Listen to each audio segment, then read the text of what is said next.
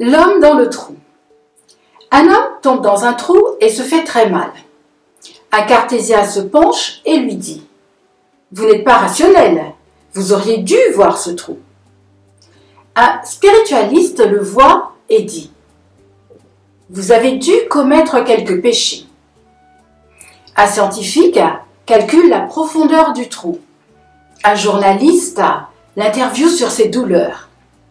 Un taoïste lui demande quel avantage il trouve à être tombé dans ce trou. Un yogi lui dit « Ce trou est seulement dans ta tête, comme ta douleur. » Un médecin lui lance 2 comprimés d'aspirine. Une infirmière s'assoit sur le bord et pleure avec lui. Un psychothérapeute l'incite à trouver les raisons pour lesquelles ses parents le préparèrent à tomber dans ce trou. Une pratiquante de la pensée positive l'exhorte. Quand on veut, on peut. Un optimiste lui dit « Vous avez de la chance, vous auriez pu vous casser une jambe. » Un pessimiste ajoute « Et ça risque d'empirer. » Un enfant passe et lui tend la main. Auteur inconnu. Comment passer à l'action? Je vous dévoile 7 astuces que j'utilise quotidiennement et qui sont infaillibles. Bonjour, je suis Yveline Glod-Bressy, coach professionnelle, créatrice de la méthode et de la marque Sois une voix, pas un écho, Be Yourself et coach certifié de performance Dream Builder de la méthode de Mary Morrissey. Dream Builder, constructeur de rêves. Si c'est votre première visite sur ma chaîne, je vous invite à vous abonner en pointant ici en bas à droite sur le logo YouTube et également à télécharger mon coffret de 2 guides gratuits, les 10 actions pour être heureux et Révélez-vous, dont le lien se trouve sous la vidéo dans la description. Un enfant passe et lui tend la main. Nous pourrions dire point final et début de la suite. En effet, l'enfant voit ce qu'il y a à faire et il le fait, sans se poser un tas de questions. Je vais donc partager avec vous les outils que j'utilise au quotidien pour me mettre en action. Alors, l'outil numéro 1. Plus qu'un outil, plus qu'une astuce, c'est un préalable pour moi essentiel à votre motivation, c'est-à-dire de savoir quel est votre pourquoi. Pourquoi est-ce que vous voulez vous engager dans une entreprise? Pourquoi vous allez devoir faire des efforts? Vous devez au préalable chercher à connaître votre motivation profonde. C'est la base, car lorsque vous serez un peu plus fatigué que d'habitude, si vous n'avez pas ce socle solide, si vous n'avez pas de quoi vous ancrer, vous dire « oui, mais je fais tous ces efforts parce que je veux arriver à tel but et que c'est important pour moi », eh bien, vous n'aurez pas de base. Donc, l'outil essentiel, la première des choses à savoir, c'est connaître votre pourquoi. L'astuce numéro 2. Une fois que vous avez défini votre pourquoi, arrêtez de vous poser 1000 questions. Vous avez sérieusement réfléchi auparavant pour trouver votre motivation, donc faites. Faites un peu chaque jour et vous verrez qu'au fur et à mesure, vous atteindrez l'objectif. Alors, l'outil numéro 3, qui est l'outil en ce qui me concerne plus pratique. C'est un outil de temps. C'est un outil que j'appelle 5 minutes. C'est-à-dire que je programme 5 minutes avec mon compte à rebours sur mon téléphone et pendant ces 5 minutes, je fais une tâche. Vous allez me dire, 5 minutes, c'est pas beaucoup. Ça paraît pas très long. Mais en fait, vous serez étonné de voir tout ce qu'on peut faire en 5 minutes.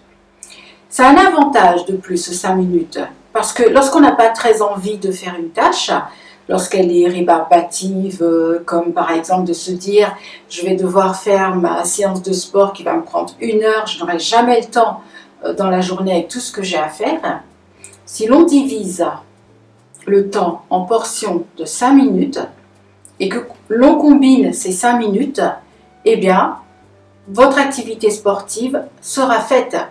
Et plus encore, parce qu'en combinant avec plusieurs tâches, rébarbatives ou pas.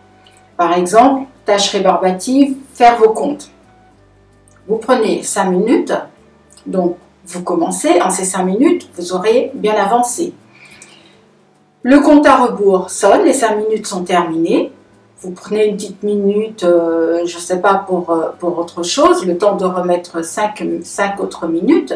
Et dans ces 5 autres minutes, vous pouvez vous atteler à une autre tâche. Par exemple, dire, donc je combine 2 activités ensemble, mais 5 minutes à chaque fois de faire mes comptes et 5 autres minutes où je fais mon sport. Vous êtes libre de combiner selon vos désirs et selon vos besoins. Donc pour moi, cette division que j'utilise, je vous dis vraiment au quotidien, des 5 minutes me permet d'être toujours en action. 5 minutes de sommeil. Je suis trop fatiguée, là ça fait un moment que je travaille ou que je combine des tâches, je me repose pendant 5 minutes. Bon, il m'arrive parfois d'ajouter 5 autres minutes. Mais je fais 5 minutes avec mon ménage, etc. Donc, l'outil numéro 3, l'outil des 5 minutes. L'outil numéro 4, que j'appelle l'outil contre la déprime. En fait, lorsque vous n'avez vraiment pas envie, eh ben, faites appel à votre imagination. Imaginez-vous si vous ne faites jamais vos tâches. Tous les ennuis que vous allez avoir ou toutes les choses que vous n'allez pas réaliser. Imaginez-vous, à l'inverse, si chaque jour vous faites un petit peu de votre tâche, si chaque jour vous utilisez mon outil 5 minutes. Autrement dit, visualisez.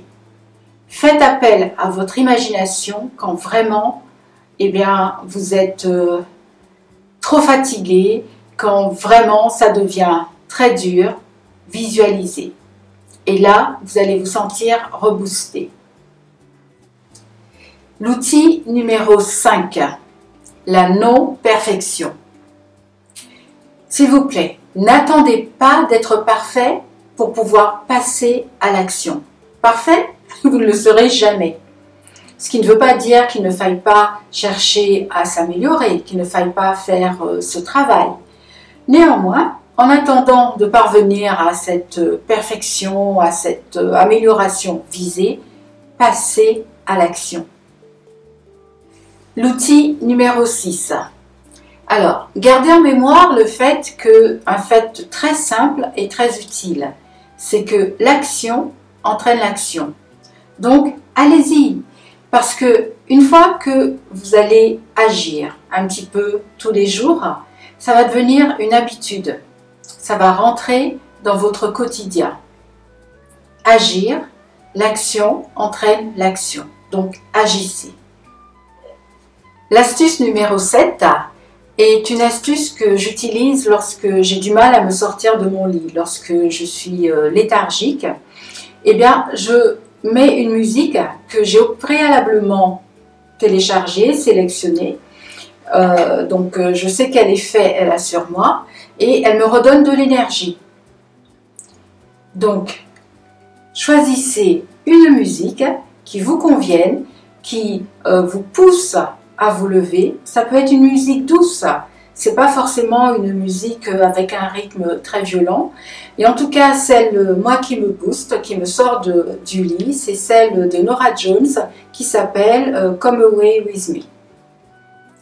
Alors, je vous ai présenté cette astuce, cet outil pour pouvoir passer à l'action au quotidien.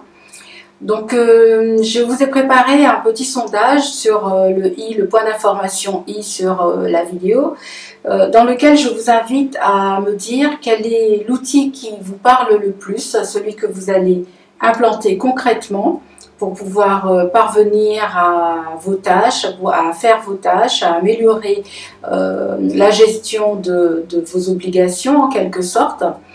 En ce qui me concerne, moi, il y en a deux qui sont particulièrement importants pour moi. Donc, la première astuce, comme je vous le disais, c'est numéro un, c'est connaître son pourquoi. Donc, mon pourquoi, ma motivation, elle est forte, elle est importante, et donc c'est une motivation à laquelle je peux me raccrocher quand j'ai éventuellement des doutes, quand je suis plutôt fatiguée. Et l'outil vraiment très très pratique, l'autre c'est celui des 5 minutes. Donc j'espère que vous allez pouvoir me partager l'outil que vous choisirez, qui vous parlera le mieux. Et si cette vidéo vous a aidé, je vous invite à la liker, à la partager pour pouvoir aider d'autres personnes. Je vous remercie et je vous dis surtout à très vite pour une nouvelle vidéo et un nouveau sujet. Je vous souhaite le meilleur avec attention, amour et action.